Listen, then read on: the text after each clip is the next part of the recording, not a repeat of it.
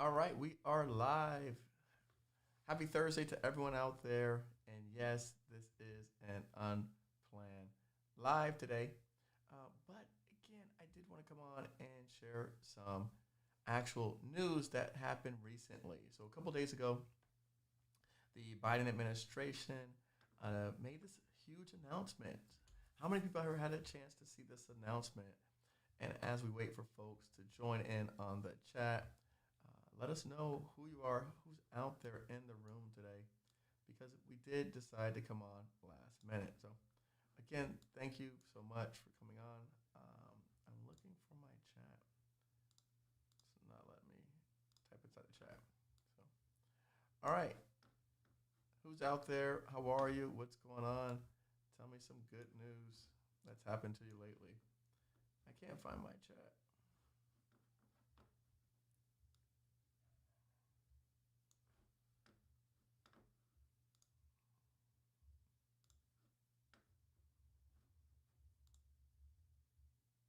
So today we are discussing the administration's plans, what they have going on, and how this is going to affect small businesses. So this announcement came out recently. Biden seeks to use procurement power to close the racial gap. And in this particular article, by the way, if you're just joining us, let us know who you are. Let us know your organization and what is it that you do. Let me make sure that the chat is turned on. Okay, because I'm not seeing the chat. Can someone type in the chat, please? Just so I can make sure it's turned on. Because I don't see, it's not giving me an option to write in the actual chat itself.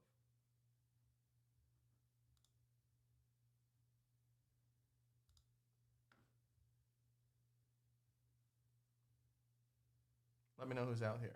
Okay, there you go. All right, I found the chat. All right, AWeb Digital, perfect. Okay, good stuff. All right, I've got the chat. So now I see it. Beautiful.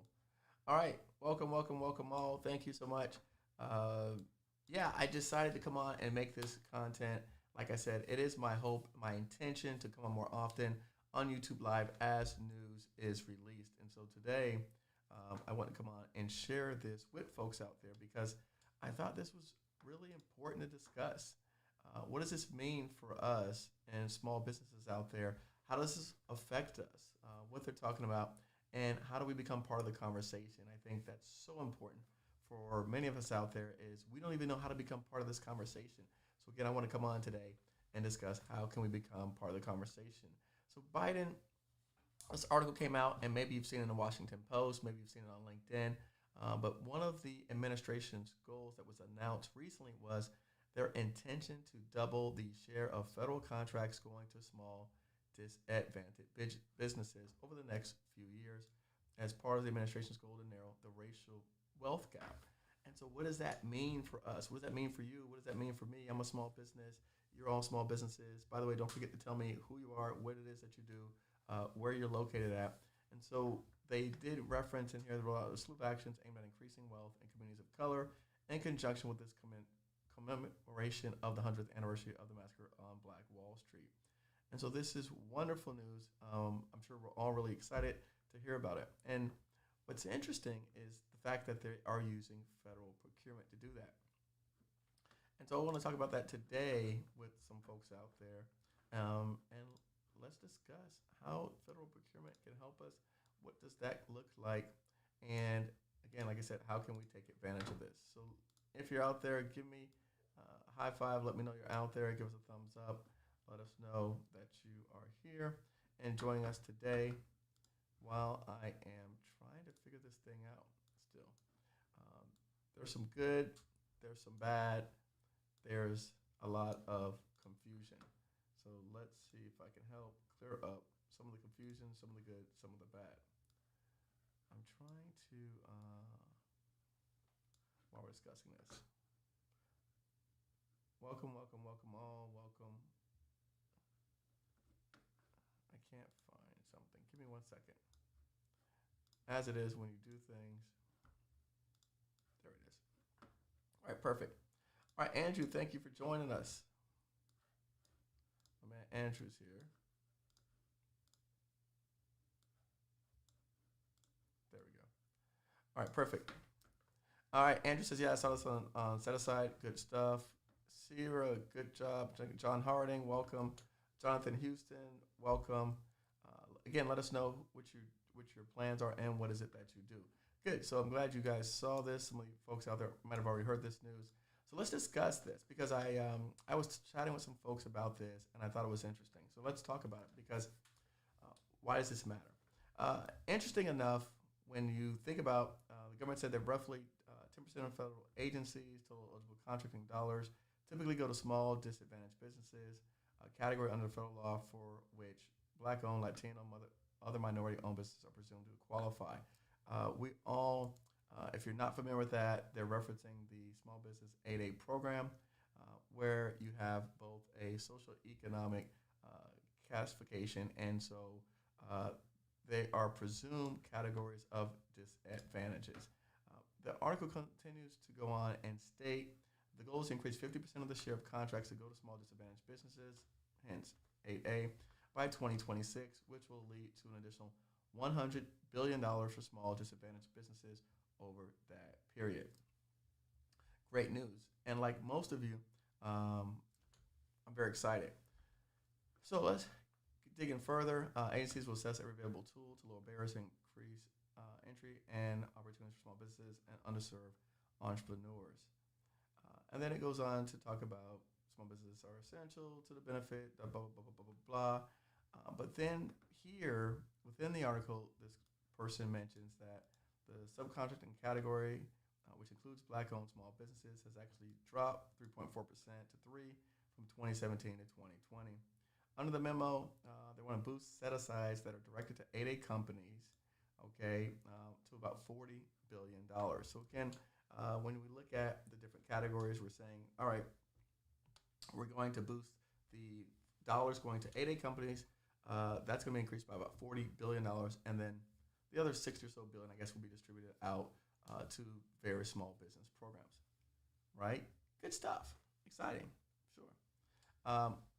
However, the issue that I see, all right, and so, of course, as you can imagine, I'm coming on here because while this is wonderful news and exciting news,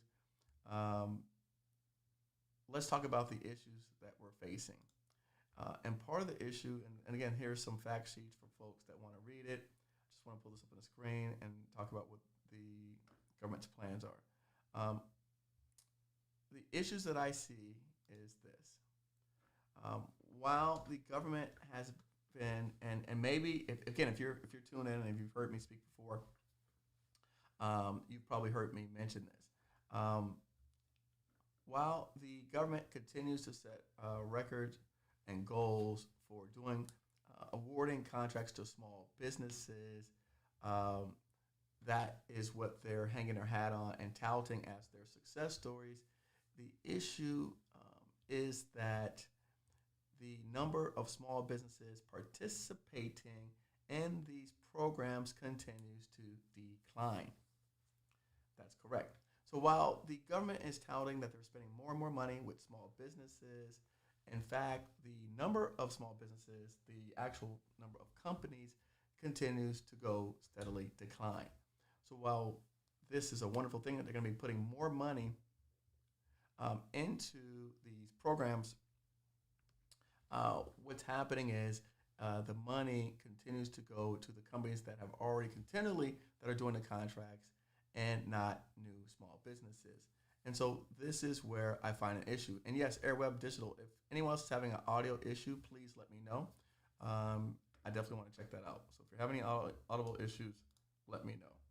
It says my stream health is excellent connection, so I don't see anything on my end. But if you do, let me know. So let's talk about this and what is it that I'm referring to. Well, does anyone have any idea of how the government currently is meeting all their small business goals? Anybody out there is aware of how the government right now is meeting their small business goals? Anybody want to take a guess? All right, hold on. All right, how's this? Okay, how's this? I turned the audio up. Is the audible good? How are we doing on the mic? Mic's good. Thumbs up. Mic's good. Now, how about now? Kumba. Is it low still? Low? Jonathan, Andrew, how we doing? Better? Okay, okay. Hold on. Let me see. All right. Perfect. Okay, good. Yep, good. All right, excellent. All right, good stuff. Thank you. Thank you for that because that will help me. All right. Better, good. Okay, thanks guys. All right, so let's dive into this. Back over here to the screen. So what's happening? What we're discussing is an area where the government has now decided to, and we're gonna let me pull this up on the screen for everybody to see. Is anyone out there familiar with best-in-class solutions? Anyone out there familiar with category management? Yes? Anybody out there familiar with category management? Category management is the best-in-class solutions is the preferred method today for the way the government buys goods and services. So when an agency is deciding upon how to buy goods and services, this is the method that has been touted as efficient and effective for procuring goods and services. And so this is the preferred method that the government is using to procure goods and services. However, right, is anybody familiar with it? Anybody out there familiar with category management? You've heard of it before? Yes? No? Okay. All right, so you've heard of it, but you're not familiar with it. Yep, never heard of it, never heard of it. Good. Okay, excellent. Category management, best in class solution. So then we're going to learn something today. You're in class. What it is essentially is where the government, most of us are understanding IDIQs. And so with category management, best in class, ultimately these are multi-year contracts with really, really large dollar amounts, and they picked a select group of contractors. So depending upon which one of these particular vehicles the government uses, let's say OASIS, there could be 20 to 100 contractors, but the ceilings of which they spend are in the billions of dollars. So for example, they could be $5 billion or $10 billion over the next 10 years. That gets split up between these 30, 40, 50 contractors. And it doesn't get split up evenly. You still have to bid the projects, but ultimately what happens is you as a small business have to pre-qualify to be on one of these particular projects. So for OASIS Small Business, Army, NASA SUIT, things like that. So 8A stars, Align, all of these programs require pre-qualification. Well, the challenge with that is because they are in the billions of dollars, the pre-qualification for most of us out here is really, really, really, really high. The threshold is really high. So some of these, the pre-qualifications mean you have to have done millions of dollars in revenue or have hundreds of employees to just pre-qualify to get on this list. So that creates an additional barrier for most of us out here, right? 90+% of us out here who don't have the ability to get on any of these particular programs. Now, why does that matter? Because if we go back over here to where the government is spending the money and they want to go in and close the racial gap, the preferred method for spending is category management, then what do you think is going to happen and how is that going to help the regular guy? It's not. But don't just let me tell you that. Let me show you something here. All right. And so this was a report that was issued May of 2021. Okay. May of 2021, category management, best in class procurement driving small business suppliers out of the federal marketplace. This report was put out By the way, let me get you guys on a better view so you can see the whole report. This particular report was issued by the U.S. Women's Chamber of Commerce, Margot Dorfman, who, again, we love Margot. She was on our podcast, GovCon Giants podcast, where she wrote that here, and their organization said that between 2017 and 2020, America lost 24% of all of our small business federal suppliers, and they attribute that to category management. The same program, the same vehicle that the government intends to issue these awards, right? Because that's their preferred methodology. So the same vehicle that they're intending on issuing all of these awards to us is the same problem that's driving most of us out of the marketplace. Huh? Yeah, not cool. So let's talk about that. Let's go in and let's just take a look at what this article says. I'm going to zoom in so we can get a better view of it. And again, anyone feel free to have this. In fact, I'm going to cut and paste this, drop it in the chat for those who are curious to read it. But what it says is ultimately between 2017 and 2020, America lost 24% of all our small business federal suppliers across agencies, totaling 21,000 small businesses. New small business entrants into the marketplace have also dropped significantly. They talk about best-in-class and tiered procurement. Category management has delivered devastating blows to women-owned and veteran-owned small businesses. While the number of our businesses have lost 24%, women-owned suppliers have dropped 22%, veterans by 17%, states Margot Dorfman. Okay, and so we don't want to be all doom and gloom here. So Margot actually, in this particular release, offers up some solutions here, and it says that the U.S. Women's Chamber of Commerce and its members call on President Biden to right this wrong by signing a presidential executive order to specifically do one of these things or both: categorize all small business set-aside procurements or contract awards to small business as or equivalent to Tier 3 spending as defined, regardless of contract vehicle method used for procuring goods and services.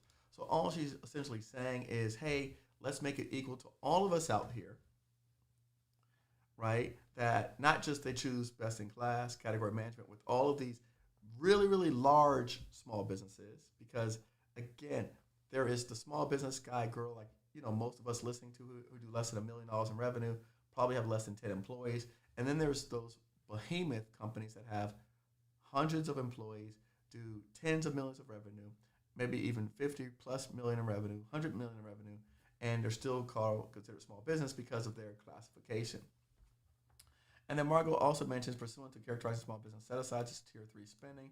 Small business set-asides and direct purchases from small business shall be exempt from any and all policy that direct procurement to best-in-class vehicles. So that would allow us to be treated equally. Another person out of respect here, which is the HUBZone National Council, all right, goes on to put it this way. So 2021 policy priorities, and here, ensure small businesses are participating in category management initiative. The council had an effort to bring small business community and government stakeholders together to work to minimize negative impacts by government-wide category management initiative on small businesses. These efforts result in the inclusion of a provision in the FY 2020 National Defense Authorization Act that requires annual reporting of all small business participation on best-in-class vehicles. The government has never met its 3% HUBZone goal. The council remains dedicated to finding opportunities that ensure maximum participation of HUBZone businesses. So, Eric, what are you saying all this for?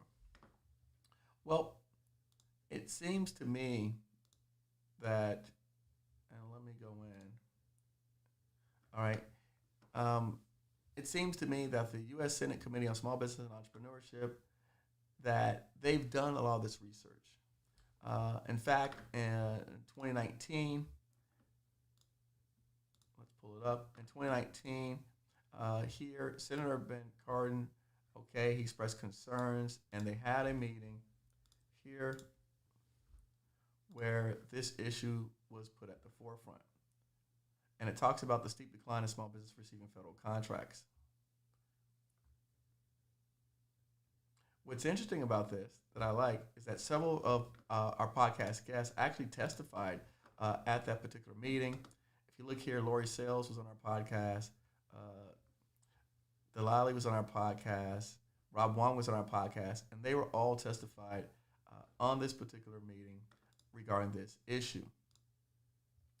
So, what what I'd like to say is, for all of us out here that are listening to this, um, when we talk about the spending and we look at this particular $100 billion, it's not enough to just get excited about the overall sheer number of the dollar amount and the volume. Let's look at how can we help shape where these monies, where these dollars, where they're going. And so, as some of you may know, GovCon Giants recently became a 501c3 nonprofit organization. So we're going to be working with more organizations like the HUBZone Council and U.S. Women Chamber of Commerce. We're going to be working with more organizations like that to help advocate on behalf of small businesses. If we were to just look at the spending of the top 10 NAICS codes for 8A, because 8A is where the majority of this dollar is going to be spent, it's a recent article that we actually issued June the 1st that shows the NAICS codes for the top spending in 2021 for 8A, which is small business development. Small disadvantaged business. So small disadvantaged business, which interchangeably can be used as 8A.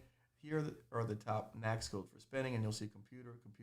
You get down to construction, some more computer-related services, engineering services, security guards and patrol services, research and development, and then professional scientific. So that's where the dollar amount would flow, seemingly, if they were to continue along this pathway. So I just thought that I would add some more insight to this and some clarity, and then allow folks to ask questions. So right now, I'm going to shut my big mouth, going to turn to you guys and see what questions you have so we can talk about this issue a little bit further. Questions, comments, concerns. We're looking for solutions. I definitely want to encourage more people to become active in helping to have this conversation. Again, the more that we can talk about this, the more that we can share this information with policymakers, the more that we can share this information with people up in legislation, the more that we're going to get a chance. And I really think that I love this particular idea from the U.S. Women's Chamber of Commerce here, right, about exempting small businesses here. Pursuant to characterizing small business set-asides as Tier 3 spending, small business set-aside and direct purchase from small business shall be exempt from any and all policies that direct procurement to best-in-class vehicles. Make us equal. Contracts awarded to us as or equivalent to Tier 3 spending. So listen, questions, comments, concerns. Let's open it up for the audience out there. By the way, if you like what we're talking about, please give me a thumbs up because it's not easy putting all this content together. It's not easy grabbing this information and being able to come on and share this with folks. But I think that it is really necessary that we not only do entertainment, but we provide education. And I'm hoping that we can educate folks on some other topics and ideas so that we can expand the conversation beyond where we're at today. So questions, comments, drop it in. Let me know what you think about all this stuff. Let me know if you have any ideas, if you've seen anything, what you've heard. Let's have a conversation about it. Eric, I'm a 19-year-old business student from Sweden. Is it possible for me to make money from government contracts? We actually have people internationally doing contracts. So yes, we do have that. One great route for you could be is to learn U.S. government contract system and consult with businesses in Sweden to help win contracts. Good suggestion. Andrew, I love it. By the way, we have folks on here watching, but I don't see a lot of people telling us what industry you're in and what city you're from. So for all the new folks that have never been on my live sessions, always use us as an opportunity to talk about your business, use us as an opportunity to say who you are and what that you do. Elevation Allah, peace to Coffee. Thank you for making the videos about low-hanging fruit. I'm currently going after cities with 100,000 or more people. There are a lot of opportunities. Yes. Eric, you've helped a lot of people, including myself, become more comfortable with the idea of bidding with city school systems. Excellent. Eric, you're better than the preacher. You're saving lives. Good stuff. Thank you. And I appreciate all of that. I'm looking for any questions anyone has. Anything anybody wants to talk about? Questions, comments, concerns? Um, 37 people watching. I don't see a lot of industry. I don't see what your city you're calling from. Let us know what industry and what city you're calling from. And by the way, if you're just joining us now, we're talking about the procurement, how Biden's administration is seeking to use federal procurement as a way to close the gaps. And by the way, I love that. We all love that. And in fact, one of the things that Margot mentioned here that I really, really love, let me find it. Small businesses have been reporting for decades the difficulties they have in accessing government contracts. Small business ownership is often the only pathway to achieving the American dream, especially for minorities, veterans, and women who have been historically marginalized and denied equal footing to achieve success. I believe in that statement so much that this is a pathway for all of us. This is a pathway for achieving the American dream. So, yes, am I going to come on and share this information with you? Yes. Am I going to help you to become better? Yes. Am I going to help you to become more educated so that when you're out there and you're speaking to folks, and if someone says to you, they're going to double the amount of money that they're spending, right? So let's talk about this. All right, you jump on with an agency, and they say to you, we're going to increase the number of spending because we're going to give out more contracts to small businesses. We need to find out where are they going to be spending those dollars? How are they going to be spending those dollars? Because if they're just going to be dumping this stuff over here in the category management, that does no good. So if they're just dumping this stuff right back over here to category management, best in class. So if you hear people say that, you let them know, hey, I'm a small business. I don't qualify for best in class. I don't qualify for category management or tier 3. How does someone like me participate? This is the question I want all of you out there asking. When you're knocking on doors and you're talking to agencies and you're talking to contracting officers and you're talking to people at the federal level, this applies for federal level. I want you to ask them, if I don't qualify for NASA SOUP or IT Schedule 70 or ACE Small Business, how am I supposed to participate in all of this so-called double in terms of increase of spending with small businesses out there? How do I participate, the little guy like me, if I don't qualify? If I only have 10 employees, if I only do 500,000 revenue or 200,000 revenue, how am I supposed to participate in this particular Biden's plan or the administration's plan to close the racial wealth gap? So how do I participate? All right, let's see what we have out there. I've been in technology for 20 years, just getting started in government contracting using my experience. Congratulations, Ross. We actually, we have on my blog, you can look up, we actually just posted an article about IT companies and ways to get started using your IT experience. Technologies is huge. We can't say how much we need more people in that particular industry. Even though it may seem like a crowded space, really, there's always room for good quality contractors. So I don't want this to be a sad video. I want this to be an uplifting video because I want to encourage you, I want to support you, and I want you just to be aware of what's happening so that you can ask intelligent questions, so you can be more informed as a consumer. This is not political. Doesn't matter what side of the aisle you're on. This has to do with you and I receiving our equitable amount of contracts. And again, it's not just me saying it here. This particular, where's that senator's article? He wrote in here, in this particular article, that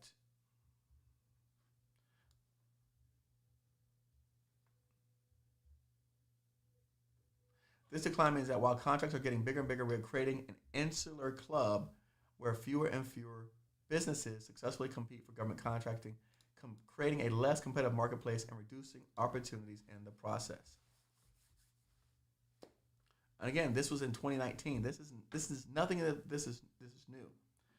So again, I love the administration's plan. I love what they're doing, and I love the idea, the concept. But I think that they've got to go down one or two levels within it to discuss with people and organizations and associations who've been at the forefront of this for the last decade or so, and ask them how when we're creating this program, let's consult with these folks out here of how we can ensure that the monies that are coming down go into the hands of the right people. So I think that's what the conversation should be. All right, let's see. Hello, first time on live here in Dallas, Texas. Getting ready to complete my SAMS registration. Looking to get encouraged transportation. Sheena, congratulations on that. Whit Gray, disabled veteran dealing in fuel transport, laundry installations, Atlanta. Good job. Love it. Air Web, based in Gainesville, Georgia. I do know Gainesville, Georgia. What can we use as a small business owner to leverage ourselves with this new spending? Good question. So Kumba says, what angle can we use as a small business owner to leverage this new spending? Well, the first thing that in order to leverage the spending is we have to get involved at the federal level. So again, state and local is not going to help you with this spending because it's being passed now through federal agencies and federal bureaus. So the first thing that we can do, Kumba, to help ourselves get involved, right, is to become in the process. So we need to first, all of us need to be registered first and foremost, right? So that's the first thing we need to do is get registered. The second thing that you can do to get involved is start having conversations with people in your industry. So for example, we mentioned fuel, transportation, laundry services. After you've done your market research and you figure out what offices are buying your services, what agencies are buying your services, have conversations with them about this topic. This is a great reason to call someone at a federal agency who's buying your goods and services and to have a conversation. This is front page news. This was on the Washington Post. This is a great dialogue to have a conversation.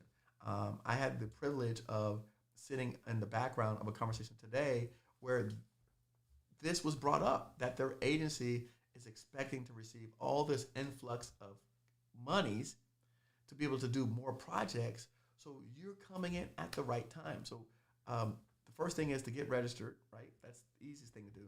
The second thing is to, in order to participate in conversation, is to identify through your market research the offices and agencies who are buying your goods and services.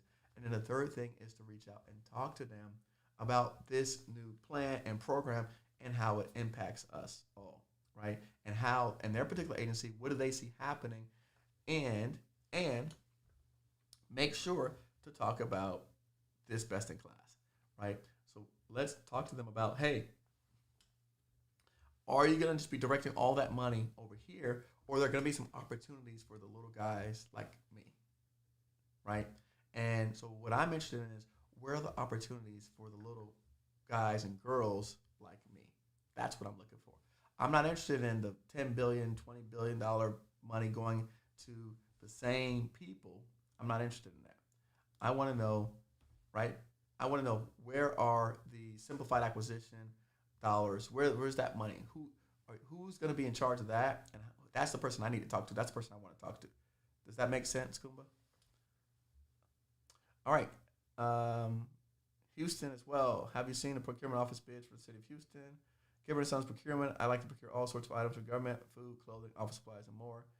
Gilbert, one of the things that I recommend is when you're starting out, folks, I know it seems very easy and lucrative to go after a whole bunch of angles, but really I always encourage people to start with one particular area where you think you're the strongest, or you may have some great relationships with suppliers or vendors. Start off with that one area first, and then from there, then you can move into other areas. But become an expert, become a master in one particular area, Gilbert, and then from there, I would expand my search and reach into other areas that I saw opportunities. So don't go in with just painting this wide stroke of I want everything, because it's going to be hard for you to get anything. And for me, I really, really, really encourage all of the folks out there listening is to go after a specific market, a niche, become the best at that, understand how they buy that, understand the competitors, understand the landscape, deliver some product, deliver some services, get some past performance, get some awards, have some success, build some capital, right? Experience dealing with suppliers and creditors, And then once you've done that really well and proficiently and you feel confident, then go off into a second, third, or fourth area.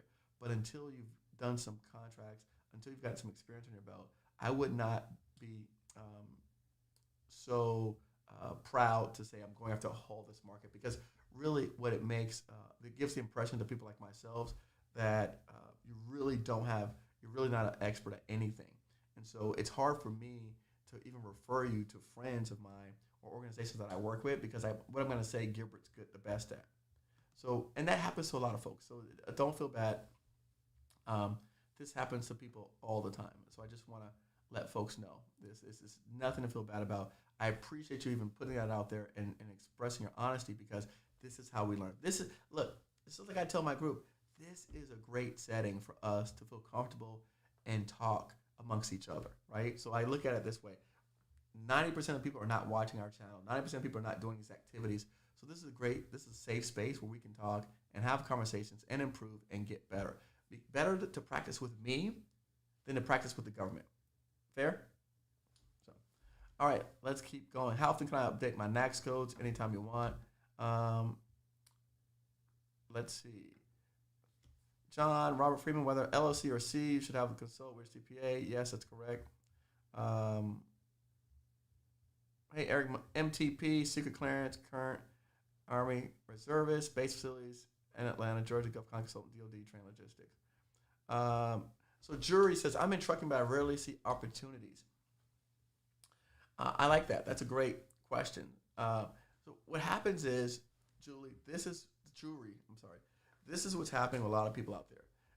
I get this all the time. Eric, I'm in this particular industry, but I don't see any opportunities for my industry. The reason why you don't see opportunities is because you are looking on sam.gov or beta.sam.gov or the combined, whatever it is. You are looking for bids to come out. And that's why you don't see opportunities.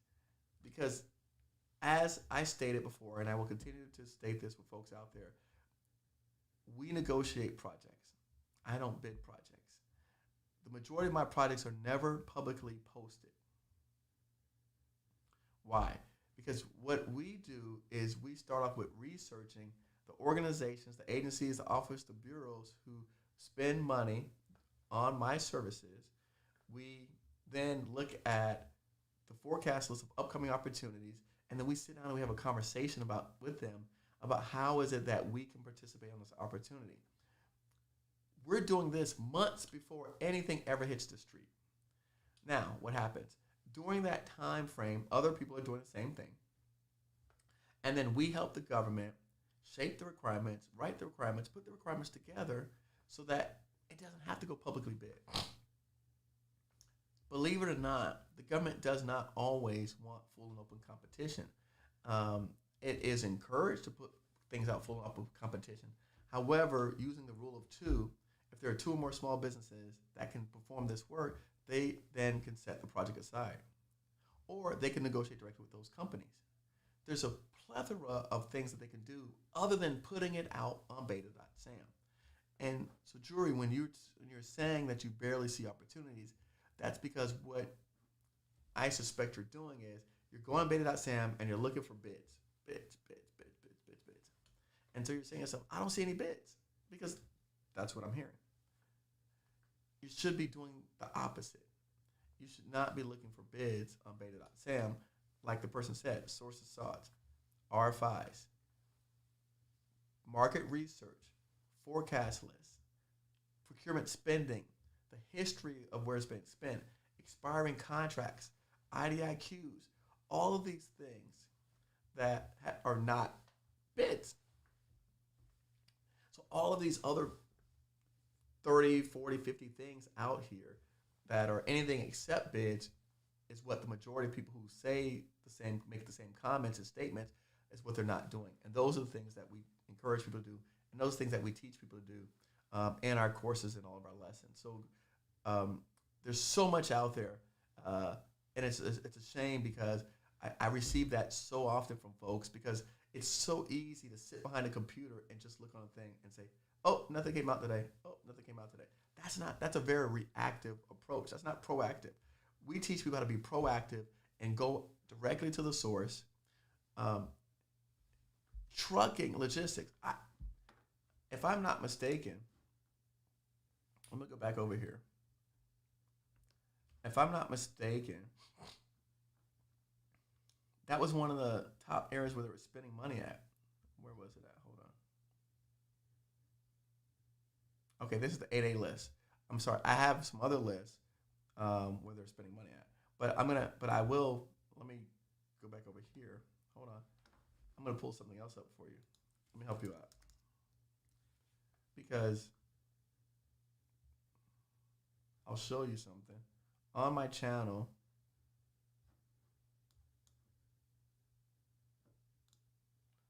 On my channel,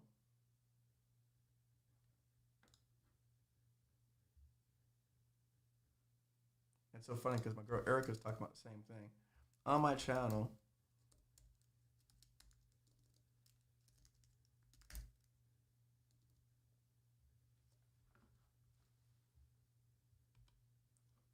let's go in.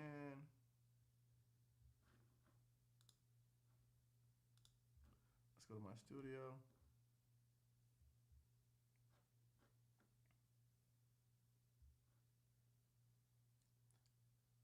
On our channel, we have a video by Chris Facey where he won a $21 million transportation readiness contract. And let's go to playlist.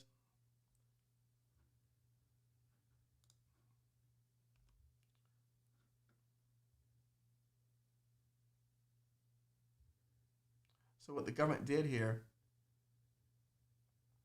all right, so right here at the very top, Chris and our group won a $21 million transportation readiness IDIQ. What does that mean? That means that this particular $21 million worth of transportation logistics money, right? They're not bidding anymore. So that you're never going to see this stuff because they bundled all of the transportation contracts into an IDIQ. And so that's what they do, is that they take it and they bundle this stuff into IDIQ. In fact, I think, let me go back over here because here, there it is, Drury. Bum, bum, bum. Where is it at? Let me see. Do they have a category here? Facilities, construction management, office management category.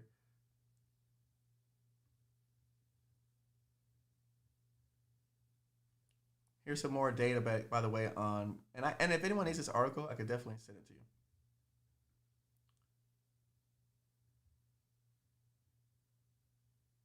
All right. So I just want to say that because again, I know that so many people out here, this is what they're looking at, this is what they're doing, and they're wondering why they're having a hard time.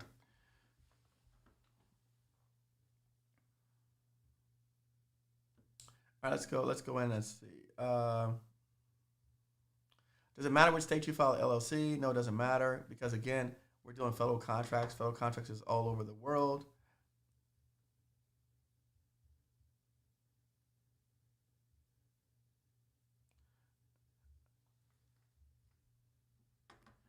John Freeman, I didn't see your question. S corps work for me. Okay, gotcha. All right.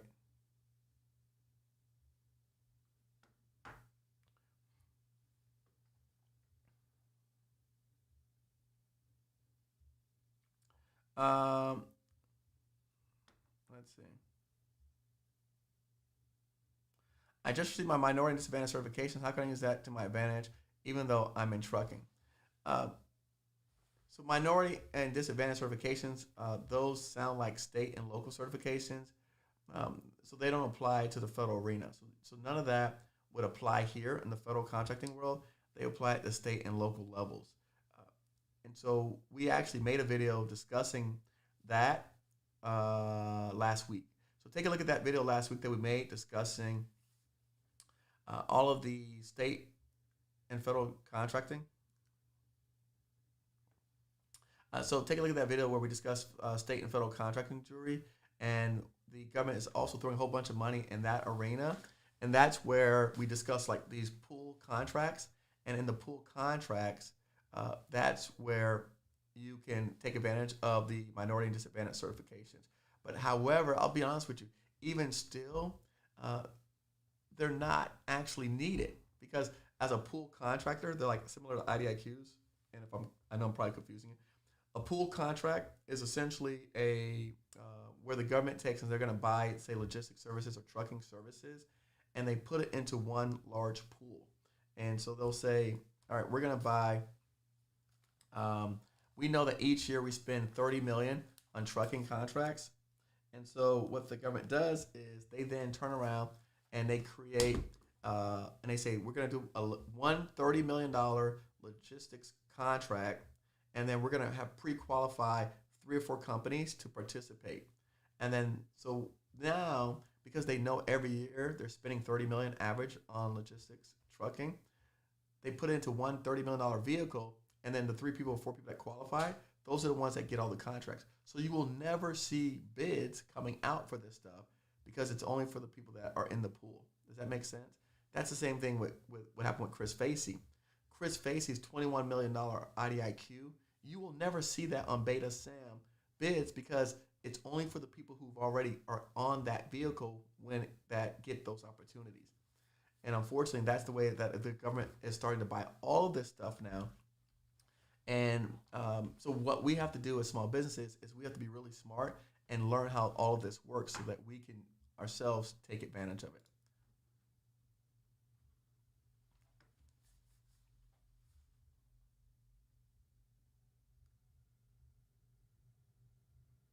Elevation a la, you guys are talking about taxes, A Corps, double tax, single corp, C Corp. I mean, a lot of folks get so caught up on all of these things in the very beginning, which I think is just really, it's just a waste of energy. I think that for a lot of us out here, um, talk to a CPA that's working with someone who, the best advice that someone ever gave me was when you're choosing who you want to be your lawyer or your accountant or your bookkeepers, work with people who are working with folks that are in your industry that are at the levels that you want to be. So if I was Jury, and more importantly than my minority certification, disadvantage certifications, I would look at who's doing my books, who's my legal representation, and who's my CPA. I would find CPAs and bookkeepers who service people in the trucking industry. So I would want my CPA, my bookkeeper, to have a logistics company or a trucking company who did 10, 15, $20 million a year. That's what I would do. I would go to an industry meeting, Sheree, and I know she didn't ask this question, but it's an expansion on the question that, like, what I think people could have asked me is because a lot of people like to say, Eric, how do I use my certifications? No one ever asked me, Eric, how do I just get more contracts? So the first part I answered her question of how to use her certifications. The question I think that everyone out here should be asking, how do I get more contracts? Isn't that a better question? So sometimes we ask the wrong questions. So I answered her question, but in talking further and expanding on ideas and concepts, what I say, if I were her, forget the certifications because that's a trap. The certifications are a trap, truthfully. A lot of people just want to sell folks on certifications. They trap you. They create these really, really tiny pools and say you got to be in this area, and now you only go through these contracts. And even my best students fall into that same trap of if they get a certification, women, disadvantaged, minority, CBE, SBE, blah, blah, blah, blah, then they start only looking at contracts in those particular blocks. Well, that's a very, very tiny pool. Folks, we're asking for crumbs when they're, like the guy said, you're taking a teaspoon to the ocean. That's 5% is not a lot. Yes, it's a big number, but 5% compared to 95%, it doesn't make a lot of sense. So let's go back. Let me step it back. What I would do, Tari, if I were you, is I would choose an accountant, a lawyer, and a bookkeeper who works with companies that are already at the level that I want to be at. I did that. I chose my accountant because he worked with construction companies that did 20, 30, $40 million a year. So I chose an accountant that was already working with companies that was at the level that I was striving to be at. Why? Because one is it's a great power to network because your accountant is the same accountant that you got to pay an accountant anyways. So yeah, you might pay a little bit extra for this accountant, but he can introduce you to the opportunities that they have. He can tell you about the events that they attend, the places they go, the people they talk to. That is almost free networking, free inside information to a 40, $50 million company that you didn't have to pay for. My accountant tells me all kind of gossip about some of the people. When they get in trouble, when I got in trouble, I knew how to get out of it because someone else that was much larger had already done the things that I'm doing. So for me, I was like, oh, okay, well, how did he fix the problem? Oh, this is what he did. Oh, when he got in trouble, he didn't pay. This is how he got out of it. Oh, did you know you could settle? Did you know that you can file an insurance policy for that? Did you know you can file a claim for this? These are all intangibles that I could not have paid for. There's no cost. There's no price to that. Saved me tens of thousands of dollars in legal fees because they told me what the bigger companies did because they represented them. They did their books. They look at their expenses, so they know where they wrote their checks. Well, why did you, they spent X amount of dollars to hire this kind of professional, this kind of consultant, this kind of expert to resolve this matter over here. These are things that are more important than certifications. These are things that they should be teaching all small businesses, but unfortunately, the educators and professionals don't know this to teach it to you because they never did it. So how can they teach you something they don't know, they never done it? So again, those are the things that for me, all of us out here have the ability to, within our control, to do, to choose, to elect. So Eric, well, how do I find these? How do I find these lawyers and these CPAs? I found my accountant through my bonding agent. So if anyone out here is in construction, you could go to a bonding agent to get a bond, and even if you don't get a bond, and you can have the bonding agent suggest to you accountants, a list, and my bonding agent gave me a list of accountants, and said which accountant, and I literally asked him, I said, which accountant works with high dollar clients? I was straight up. Which accountant works with high dollar clients? He says, oh, this guy, this person. Okay. Those are the 3 people that I interviewed. That's it. He gave me a long list of people. I only was concerned about which ones work with high dollar clients. And then you can specify a dollar amount. Done. From there, your accountant can refer you to an attorney that works with high dollar clients. Why? They're all working with the same people.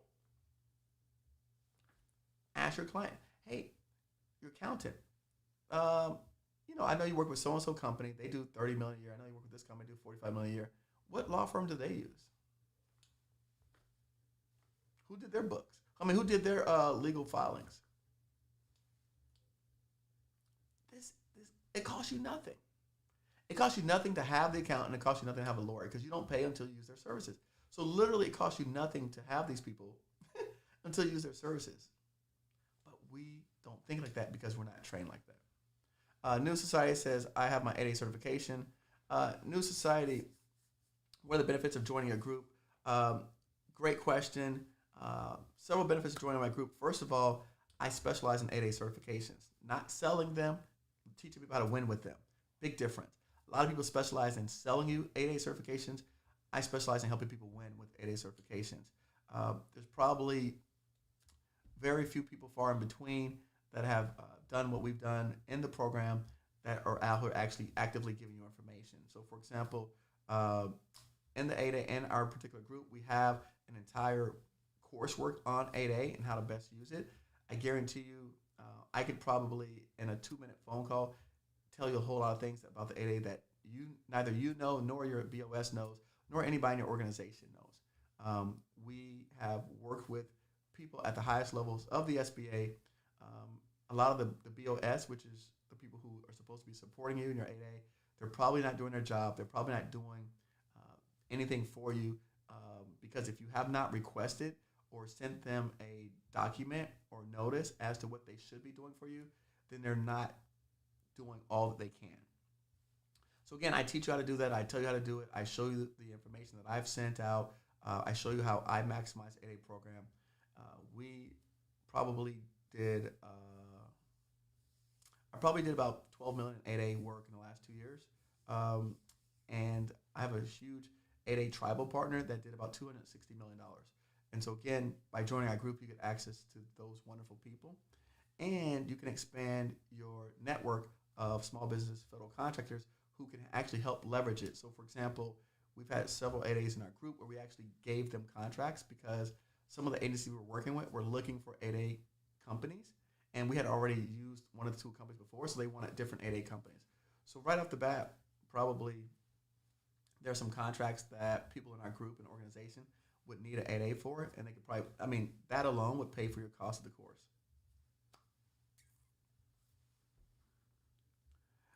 Canning Price, I was offered a sole source and talks to counter service. I really focus on being able to deliver quality service over time.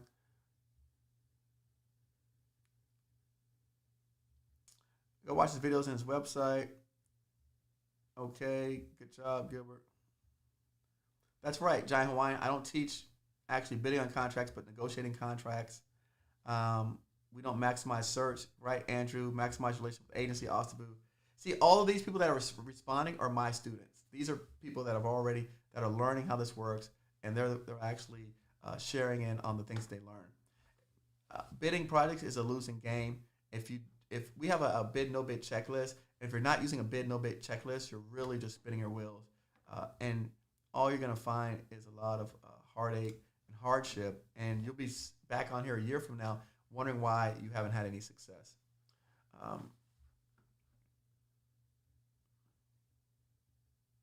Relationships. Is it possible to get a contract as a one-person operation? Absolutely. Yes. We get contracts as one-person operation all the time. Listen, there are a ton of opportunities out there for folks that, again, Maria is the best example that I can tell people out here, where Maria was a one-person company who was winning contracts because she built relationships. I think that a lot of the questions that people are asking are because of self-doubt. But go back to the videos where we showed Maria. She's a one-person company. We saw Rafa was a one-person company. Ash. So go back to some of those videos of Making a Giant, and we have people out here who are all one-person companies. What they did, though, is they built the relationship up. They understood the requirements. They understood what the government needed. They understood that what the problem was and how to solve it. And it doesn't matter if you can figure out the government's problem and how to solve that need. It doesn't matter how many people you have in your company, because they allow us to subcontract out teams and other folks. They allow us to do teaming agreements with bigger organizations. So really, if you're looking at it as that you are the one guy or girl, yeah, I'm one person, but I have a big team.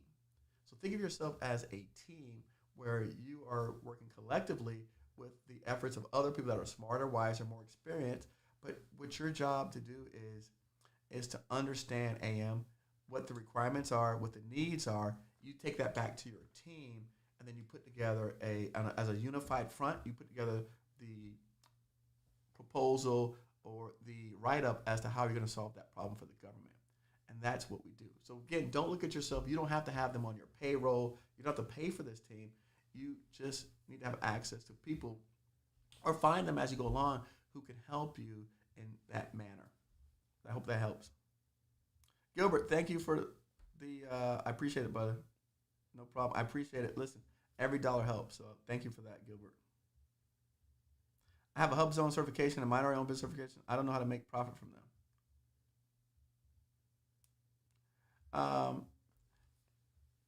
Well, again, the HUBZone certification, and HUBZone is federal, minority-owned is state.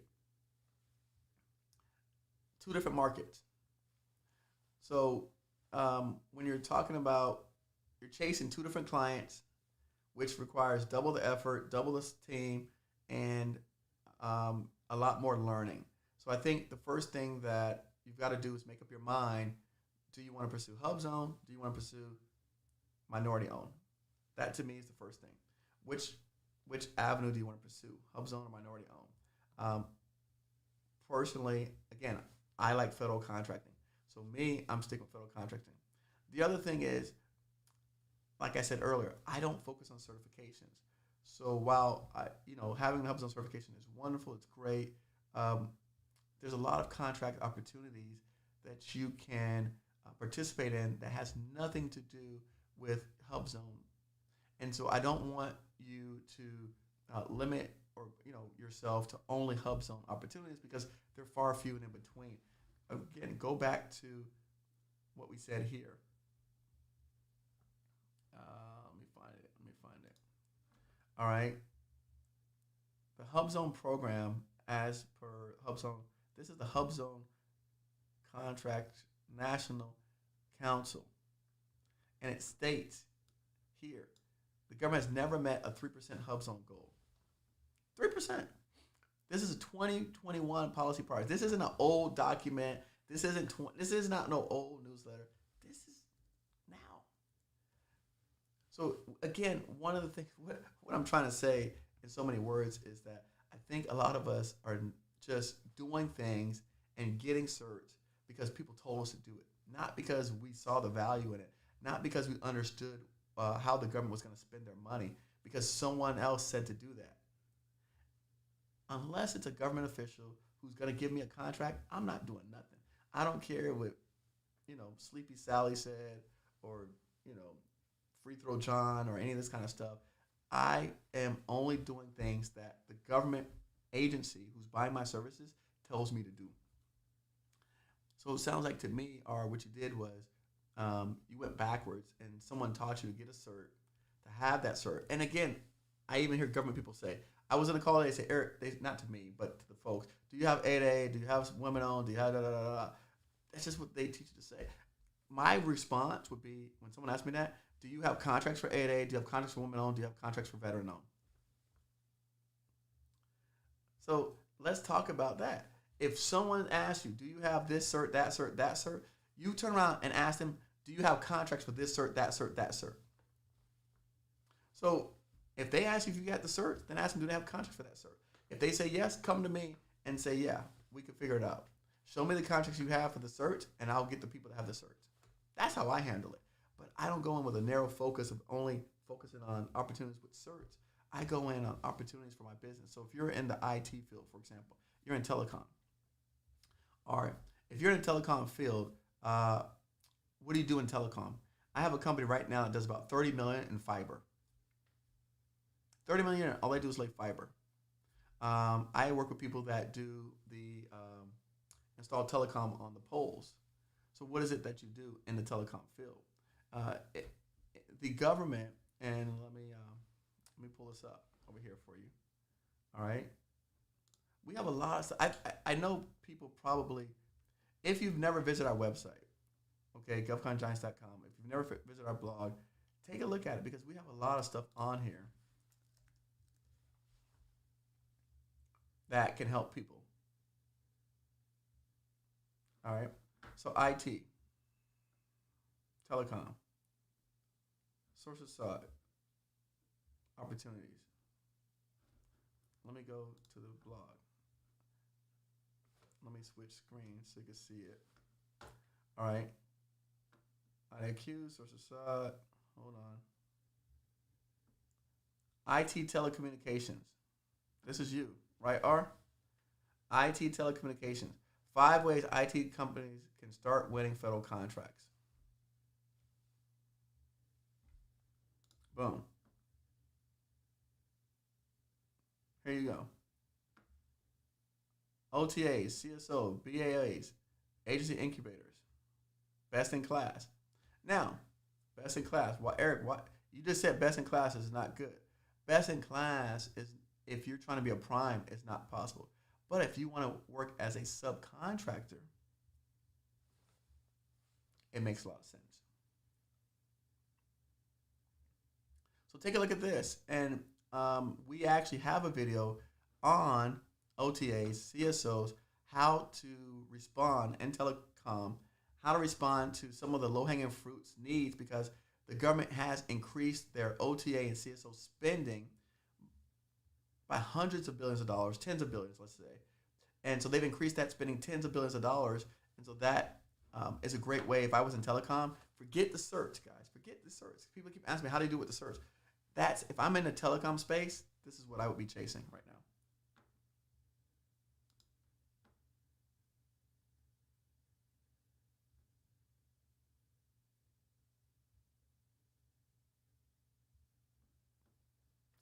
Marcus, I'm opening a training program for minorities with Ericsson. I'll be building the whole site myself with crews that we train. Okay.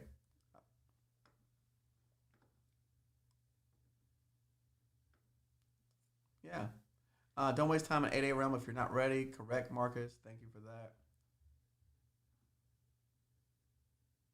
Yes, Andrew, tell him. Take this week and go back and binge watch the videos. Correct. All right, listen, I think, like I said, I hope that I was able to shed some light on this matter. I definitely want to talk to folks about it. I know a lot of people are going to be out here promoting and touting how wonderful this is. And it's great, and I'm very thankful that the administration is doing some things. I just would like for them to dig a little bit deeper, talk to some people, some organizations out here who have been advocating small businesses and really wanting to help push the needle for us for years, because it truly is a way for us to achieve generational wealth and a pathway for achieving the American dream. So again, I definitely wanted to say that. All right. Thank you so much for watching. Give us a thumbs up. Share the video with all your friends, family, and fools. All right. Thanks, guys, so much. I enjoyed coming on today. We will talk to you next time. See ya.